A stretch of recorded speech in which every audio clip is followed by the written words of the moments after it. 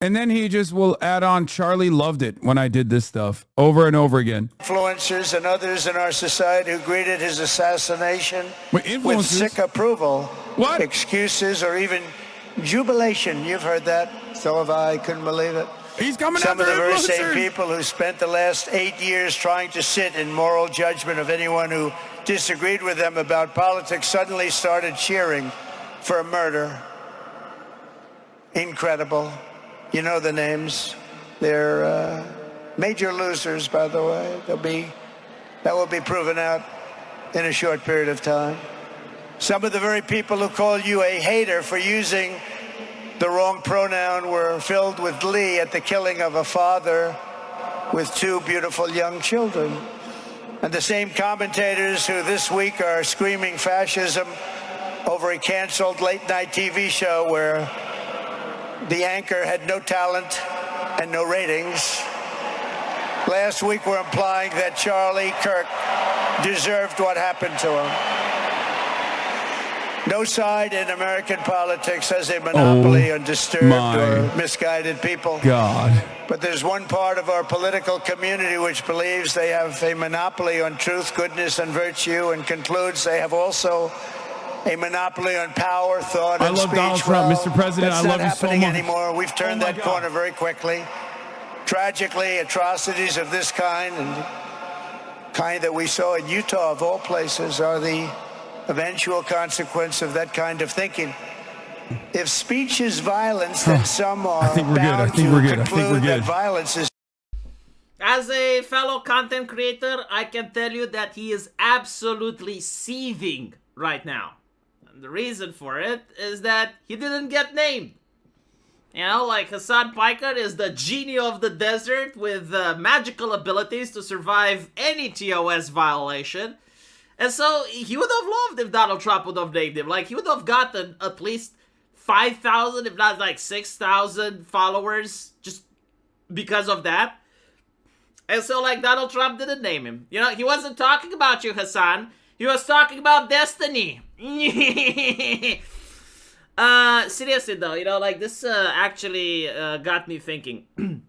For those of you who don't know, the level of vile shit that Hassan is saying, I can barely reproduce it here. Like, just so you can understand what we're talking about. Menaker, in his stream, had clips of Hasan Piker talking on his show.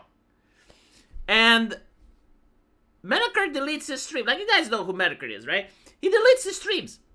And usually, like, people record them while he's live and then re-uploads the streams. The guy re-uploading the Menaker stream got a community guideline strike from YouTube because of Hasan Piker. I mean, technically, you know, like, YouTube is not doing anything wrong, right? Like, Hassan is on Twitch. Like, YouTube would not tolerate this shit. Like, look, just so you can understand, if you're not aware, he's talking about, like, he wants to see streets with blood. He's talking like he's some war general in the middle of Palestine, and he's, like, issuing orders to the soldiers. Like, trying to pump them up, to rile them up. He's talking about, like, he wants to see guts falling from people. Like, he went with a gun. With a gun. Which is against Twitch's TOS. And went threatening people.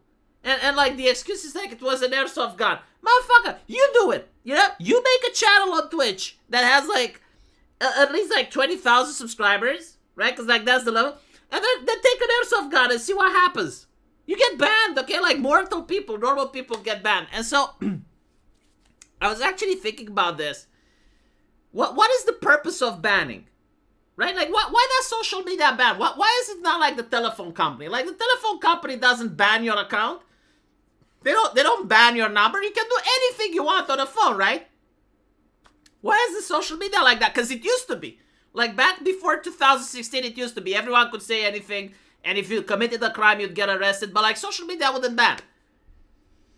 And yet, Twitch is one of the most ban-happy social media companies on the internet.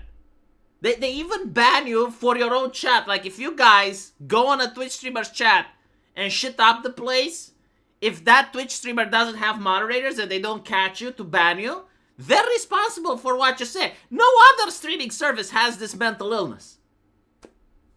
And so the question here's why, right? Like, what is the purpose of banning?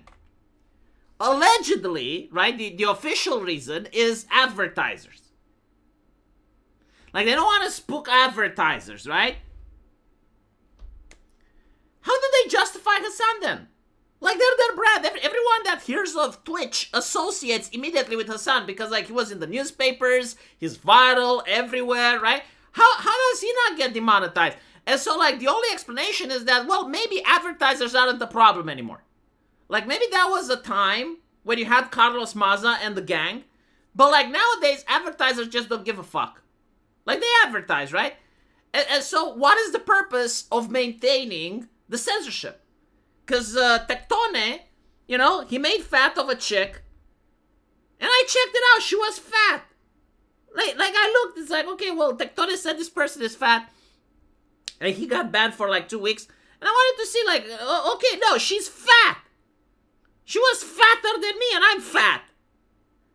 So like I'm not judging her. I'm just, like, pointing objective reality. So it's like, if you go on Twitch and you call out reality, it's like, yeah, it's a massive corporeal manifestation of a woman. Like, she's chancla. Not a fucking chancla. Like, when she walks, the water rises. And I'm like, okay, fine. Okay? He can't say that. He gets banned. Hassan doesn't. So why is Twitch doing this? And the only explanation that you can find is the fact that they're grooming people. They're grooming their streamers to say the correct things. They want groomed streamers that only speak what Twitch wants them to speak. Like they want everyone to be like Hasan Piker. Right? Like they're trying to groom their audience and groom their streamer. There's no other explanation. Like, that's not an industry that's there to make money. That's an industry that's trying to push ideas onto the public. And I'll tell you this, you know, like, other social media do it too. Like, if you go on Twitter or Xitter, you get Elon Musk shoved in your face, followed by Yer Miles Chang. You know, it's kind of like Mary had a little lamb, and Elon had an island Miles Chang. Like, that's on Twitter. YouTube, sometimes, like, it pushes corporations, it pushes stuff onto you. Like all platforms do that. But, like, Twitch, everything they do, like, their entire culture is artificially created.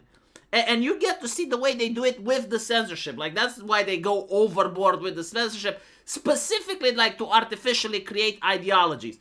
To what end? I don't fucking know. I don't know, because, like, leftism is already on the way out.